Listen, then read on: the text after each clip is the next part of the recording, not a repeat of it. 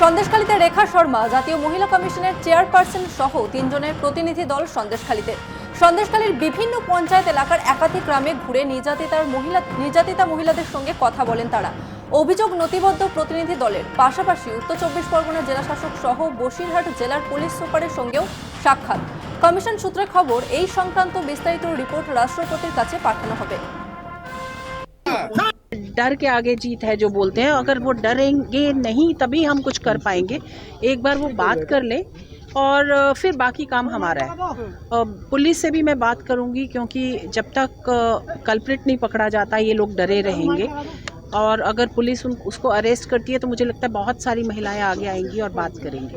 अभी तक तो एक भी नहीं आ रही थी, अब एक महिला तो आई और वो भी कोर्ट में गई है, क्योंकि पुलिस कुछ नहीं करती है, इसीलिए कोर्ट में जा रही हैं महिलाएं, ताकि कोर्ट में कुछ तो करेगी। पुलिस कुछ नहीं करती है और हर बार यही होता है कि पुलिस कुछ नहीं करती है। हाथ पे हाथ, कोई मर्डर हो, कोई रेप हो, पुलिस कुछ नहीं करती, उल्टा उन्हीं के ऊपर चार्जेस लगाकर। और ये यहाँ की बात नहीं है, एक संदेशखाली की बात नहीं है, पूरे वेस्ट बंगाल में यही हाल है। ये सारी रिपोर्ट राष्ट्रपति जी को देनी है और उनका डिसीजन होगा कि आगे क्या करना है, अगर इस तरह के हमले जारी रहे तो। इसीलिए महिलाएं डरी हुई हैं। अरेस्ट हो जाएगा तो मुझे लगता है कि अरेस्ट के बाद महिलाएं और आएंगी आगे। कहीं ना कहीं हमें इस पे जोर देना होगा कि महिला कमीशन की तरफ से रेखा शर्मा जी से कि आप थोड़ा ध्यान रखें कि बंगाल में उत्तर दिनाजपुर में बीएसएफ की गाफिलती के वजह से और गैर जिम्मेदारी के वजह से 4 बच्चे मारे गए। तो उन 4 बच्चे के जो मां हैं, उन माओं को भी याद रखिएगा, उनके आंसू को भी आपको पोंछना है। अर्थात आपको चोपड़ा उत्तर दिनाजपुर जाना चाहिए, ये हमारा भी सुझाव है।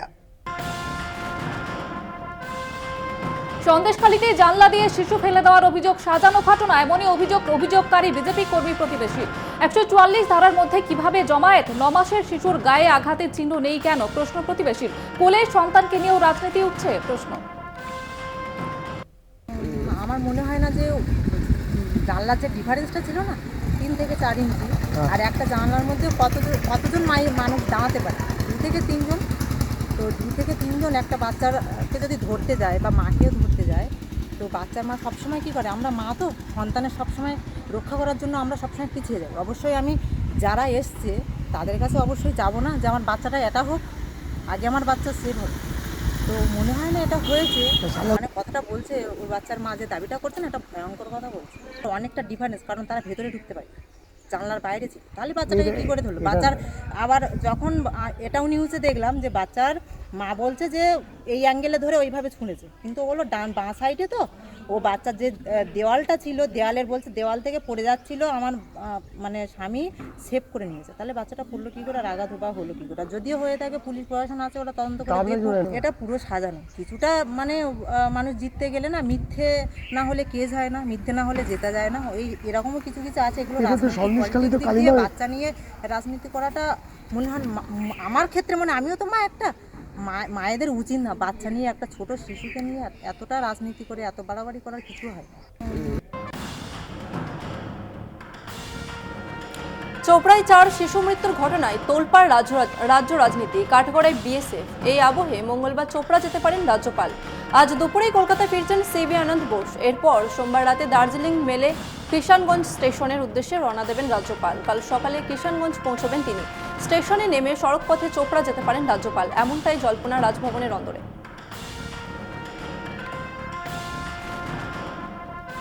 লোকসভা ভোটের আগে একের পর এক মন্দির প্রতিষ্ঠা প্রধানমন্ত্রী নরেন্দ্র মোদী। প্রথমে জানুয়ারিতে অযোধ্যায় রাম মন্দির এবং পরের মাসে কল্কি ধামের ভিত্তিপ্রস্তর স্থাপন নমর। সোমবার উত্তরপ্রদেশের সম্বলে কল্কি ধামের ভিত্তিপ্রস্তর স্থাপন করেছেন প্রধানমন্ত্রী নরেন্দ্র মোদী। উপস্থিত ছিলেন উত্তরপ্রদেশের মুখ্যমন্ত্রী যোগী আদিত্যনাথও। কল্কি ধামের ভিত্তিপ্রস্তর স্থাপনের পর মোদী বলেন, একের পর এক আধ্যাত্মিক অনুভূতি হচ্ছে, এর থেকে বড় সৌভাগ্য আর কি হতে পারে। अभी पिछले महीने ही 22 जनवरी को देश ने अयोध्या में 500 साल के इंतजार को पूरा होते देखा है।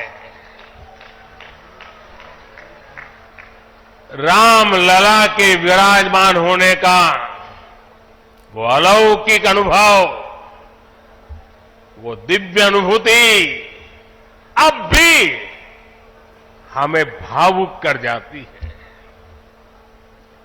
इसी बीच हम देश से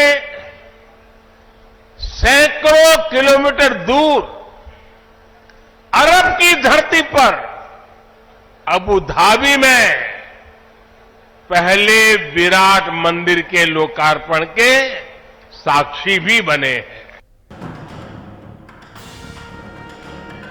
হাত ছেড়ে পদ্ম শিবিরে নাম লেখাবেন কমলনাথ। গত দুদিন ধরে এই নিয়ে বিস্তর জল্পনা চলছিল। এই আবহে নতুন করে জল্পনা উস্কে দিলেন মধ্যপ্রদেশের প্রাক্তন মুখ্যমন্ত্রী। সূত্রের খবর, খুব শীঘ্রই অযোধ্যার রাম মন্দির দর্শনে যাবেন বর্ষিয়ান কংগ্রেস নেতা।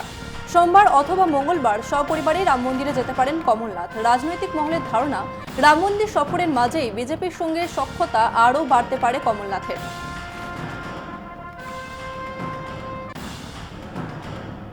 ষষ্ঠবারের জন্য হাজিরা এড়ালেন অরবিন্দ কেজরিওয়াল। দিল্লির আবগারি দুর্নীতি মামলায় ইডি তলব এড়ান দিল্লির মুখ্যমন্ত্রী। 14 ফেব্রুয়ারি কেজরিওয়ালকে ষষ্ঠবারের মতো হাজিরার নির্দেশ দেয় এনফোর্সমেন্ট ডিরেক্টরেট। সোমবার হাজিরার নির্দেশ দেওয়া হয়, তবে এবারও হাজিরা এড়ালেন আপ নেতা। এর আগেও 5 বার হাজিরা এড়িয়েছেন তিনি। আপের বক্তব্য, কেজরিওয়ালকে পাঠানো সমন সম্পূর্ণ অবৈধ এবং বিষয়টি আদালতের বিচারাধীন। তাকে বারবার তলবের বিষয়টি সম্পূর্ণভাবে রাজনৈতিক উদ্দেশ্যে প্রণোদিত। এই যুক্তি খাড়া করে ষষ্ঠবারের মতো হাজিরা এড়ালেন Kejriwal. Arvind Kejriwal is not just Bhashtachari number one, he has become Bhagoda number one. And therefore, today for the 6th summon also, he is intending to skip it. This is because he has something to hide as the mastermind of the Sharab Ghotala. Imagine those who used to say under Anna Hazare ji that first resignation, then investigation. Today, forget resignation, they are not even joining investigation because they are the friends of Lalu Prasad Yadav. And therefore this transformation has taken place. Imagine that the courts say that you are Kattar Beiman, 338 crore money trail has been found. कि ED की मंशा कुछ भी हो, ये हम लोग सब इस बात को समझते हैं कि ईडी, सीबीआई, इनकम टैक्स इस समय एक स्वायत्त संस्था नहीं बल्कि किसी रूलिंग पार्टी के एक तरीके से अपना ही घटक दल बन के अपना काम कर रहा है। और वो बात अलग है, जो कानूनी प्रक्रिया है, मैं हमेशा से कहता हूं उसमें हमको भागीदार होना चाहिए और अपनी जो भी ड्यूटी है वो पूरी करनी चाहिए। इसको कहने के बाद ये बात भी है कि शायद 2-4 दिन पहले कोर्ट में समन हुआ था केजरीवाल जी का, क्या वो क्यों नहीं इसमें जाएंगे, और उसमें ईडी गई थी। तो कोर्ट ने शायद 2-3 दिन बाद की कोई तारीख दी है। तो अगर कोर्ट की 2-3 दिन बाद की तारीख है तो फिर उस डेट का इंतजार करना चाहिए। उसमें লোকসভা ভোটের আগে প্রচার কর্মসূচিতে অভিষেক বন্দ্যোপাধ্যায়। পঞ্চায়েত ভোটের আগে জনজোয়ার কর্মসূচির আদলেই এই প্রচার কর্মসূচি। মার্চের 15 তারিখের পর উত্তরবঙ্গ থেকে প্রচার শুরু। দক্ষিণবঙ্গের সাগর পর্যন্ত এই কর্মসূচিতে সামিল হবেন তৃণমূল কংগ্রেসের সর্বভারতীয় সাধারণ সম্পাদক। উত্তরবঙ্গের দার্জিলিং থেকে দক্ষিণবঙ্গের সাগর পর্যন্ত প্রতিটি লোকসভা ধরে এই কর্মসূচি অনুষ্ঠিত হবে। প্রতিদিন একাধিক কর্মসূচি হবে।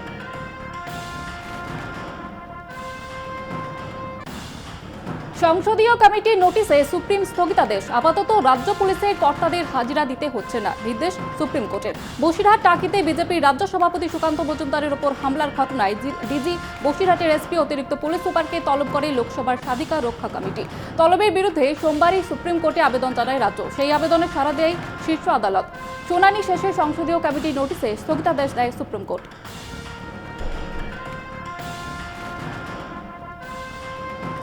পুলিশের সমন পেতেই আদালতে শুভেন্দু অধিকারীর আইনজীবী সূর্যনীল দাসকে তলব করে পুলিশ। 21 ফেব্রুয়ারি তলব লালবাজারের দুর্নীতি দমন শাখার আধিকারিকদের। পুলিশের সমনের বিরুদ্ধে কলকাতা হাইকোর্টের বিচারপতি কৌশিক চন্দ্রের দৃষ্টি আকর্ষণ আইনজীবীর। মামলা দায়েরের অনুমতি। মঙ্গলবার শুনানি। অভিযোগ, শুভেন্দু অধিকারীর হয়ে মামলা লড়ার কারণেই তাকে হেনস্থা করা হচ্ছে। কোনো কারণ উল্লেখ না করেই তাকে ডেকে পাঠানো হয়েছে বলে দাবি আইনজীবীর।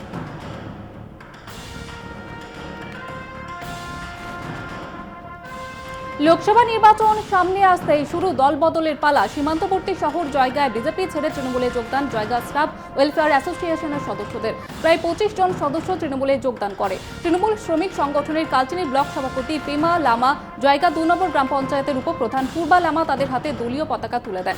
আগামীতে সীমান্তবর্তী শহর জয়গায় একটি বিজেপি কর্মী খুঁজে পাওয়া যাবে না বলে দাবি তৃণমূল নেতৃত্বের।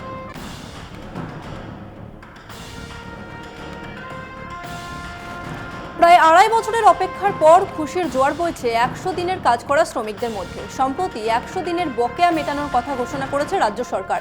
১০০ দিনের বকেয়া টাকা পেতে যাতে শ্রমিকদের অসুবিধা না হয় সেই জন্য রাজ্য জুড়ে সহায়তা কেন্দ্র চালু করা হয়েছে। সোমবার সকাল থেকেই আলিপুরদুয়ার জেলার কালচিনি ব্লকের প্রতিটি সহায়তা কেন্দ্রে পরিদর্শন করলেন আলিপুরদুয়ার জেলা পরিষদের সভাপতি স্নিগ্ধা শৈব। শুনলেন সাধারণ মানুষের অভাব অভিযোগ। ৪ বছর পর ফের বড়সড় আন্দোলনে কৃষক মহল। কেন্দ্রের সঙ্গে দফায় দফায় বৈঠকের পরেও মেলেনি সুরাহা। তবে এতদিন পর ন্যূনতম সহায়ক মূল্য বা এমএসপি নিয়ে কেন্দ্রের নয়া প্রস্তাবনার পরে আপাতত দিল্লি চলো অভিযান স্থগিত রাখার সিদ্ধান্ত কৃষকদের। রবিবার বেশি রাতে চতুর্থবারের জন্য কৃষকদের সঙ্গে বৈঠকে বসে কেন্দ্র। কৃষকদের দাবি ছিল যতদিন না পর্যন্ত তাদের দাবি পূরণ হচ্ছে ততদিন পর্যন্ত অভিযান অব্যাহত থাকবে। তবে কেন্দ্রের আশ্বাসে আপাতত দিল্লি অভিযান স্থগিত রাখার সিদ্ধান্ত। সেই প্রস্তাবনা পড়া এবং তা নিয়ে আলোচনার জন্য সময় চেয়ে নিয়েছেন তারা। জানা গিয়েছে আগামী ৫ বছরের জন্য ডাল, ভুট্টা, তুলার মতো শস্যগুলো ন্যূনতম সহায়ক মূল্যে কিনবে কেন্দ্র। जो किसान अपना क्रॉप डाइवर्सिफाई करके या तो तूर दाल बनाए, उड़द दाल बनाए, मसूर की दाल बनाए या मक्का बनाए, उनको 5 साल के लिए एक कॉन्ट्रैक्ट करके एनसीसीएफ और नेफेड गारंटी करेगा कि अगले 5 साल तक जो भी क्रॉप डाइवर्सिफाई करके ये 4 प्रोडक्ट्स बनाएगा, 4 उत्पादन खेती के करेगा, उसको ये संस्थाएं एमएसपी पर खरीदेगी। कोई क्वांटिटी की लिमिट नहीं होगी।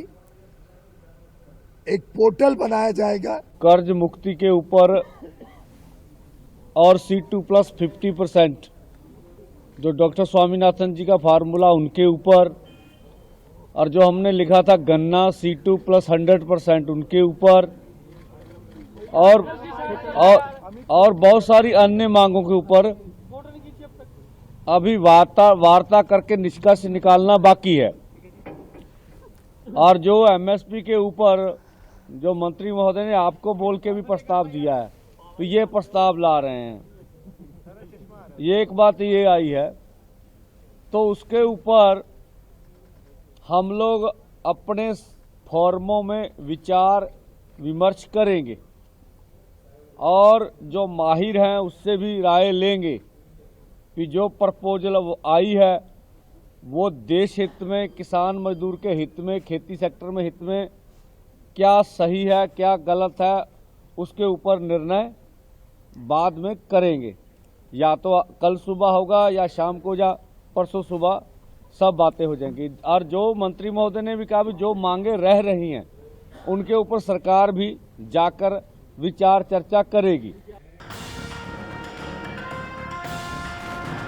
চণ্ডীগড়ে মহানাটক, পদত্যাগ চণ্ডীগড়ের পুর নিগমের মেয়র তথা বিজেপি নেতা মনোজ সনকরের। মনোজের পদত্যাগের পাশাপাশি 3 আপ কাউন্সিলর বিজেপিতে যোগ দেন বলে খবর। দলবদলুদের তালিকায় পুনম দেবী, নেহা এবং গুরুচরণ কালা 3 জন দল ছাড়ার পর কাউন্সিলরের সংখ্যা দাঁড়িয়েছে 10 জন। 3 জনের বিজেপি শিবিরে যোগ দেওয়ার ব্যাপারে আপের বক্তব্য, তারা অপারেশন লোটাস শুরু করেছে। যে কাউন্সিলররা মাত্র 3 দিন আগে তাদের বিরুদ্ধে প্রতিবাদ করেছিলেন, গণতন্ত্রের জন্য লড়াই করছেন, তাদের বিজেপির তরফে হুমকি দেওয়া হয়েছে। ये पार्ट है ना भी 3 काउंसलर ज्वाइन करें, ये पार्ट उसी का चल रहा है। 30 तारीख को जिस हिसाब से अनिल मसीह जो कि प्रिसाइडिंग ऑफिसर था, उसने वोटों के अंदर जाके धांधलीबाजी करके उसको इनकरेक्ट कर दिया या इनवैलिड कर दिया, तो उसका ये पार्ट था एक। उसी पार्ट के तहत 18 तारीख को इलेक्शन पोस्टपोन किया जाता है, 30 को किया जाता है, 30 को जाके अनिल मसीह जी वोट को इनवैलिड कर देते हैं, और उसके बाद जब हम हाई कोर्ट जाते हैं और फिर सुप्रीम कोर्ट जाते हैं और वहां पे इनको टाइम मिल जाता है, और उसके बाद इन्होंने ऑपरेशन लोटस जो है वो चलाया। जो काउंसलर्स आज से 3 दिन पहले धरने पे इनके अगेंस्ट बैठे हुए थे, डेमोक्रेसी की लड़ाई लड़ रहे थे, और सुप्रीम कोर्ट ने कहा कि मर्डर हुआ डेमोक्रेसी का, उसी की लड़ाई वो लड़ रहे थे। उन लोगों को इन्होंने धमका के, डरा के या खरीद फरोख्त करके इन्होंने अपनी पार्टी के अंदर जोड़ा है, और यही देश के अंदर चल रहा है। একাধিক জায়গায় বাতিল হচ্ছে আধার কার্ড। জেলা শাসকদের নিয়ে জরুরি বৈঠক ডাকলেন মুখ্য সচিব। বিকেল 5টায় সব জেলা শাসকদের সঙ্গে ভার্চুয়াল বৈঠক করবেন মুখ্য সচিব বিপি গোপালিকা। এখনো পর্যন্ত কোথায় কোথায় আধার কার্ড বাতিলের ঘটনা ঘটছে তা নিয়ে নবান্নের তরফে বিস্তারিত রিপোর্ট নেওয়া হচ্ছে বলে সূত্রের খবর। ফেব্রুয়ারি মাসের শেষ সপ্তাহ থেকেই 100 দিনের কাজের শ্রমিকদের বকেয়া টাকা দিতে শুরু করবে রাজ্য। আধার কার্ড বাতিল হওয়া বাসিন্দাদের যাতে সরকারি প্রকল্পের সুবিধা পেতে অসুবিধা না হয় তা নিয়ে বেশ কিছু নির্দেশ এদিনের বৈঠকে থেকে দিতে পারেন মুখ্য সচিব বলেই মনে করা হচ্ছে। পাশাপাশি আধার কার্ড বাতিল নিয়েও আগামী দিনে কি করণীয় স্থানীয় গুরুত্বপূর্ণ নির্দেশ এদিনের বৈঠকে দিতে পারেন মুখ্য সচিব বলেই নবান্ন সূত্রে খবর।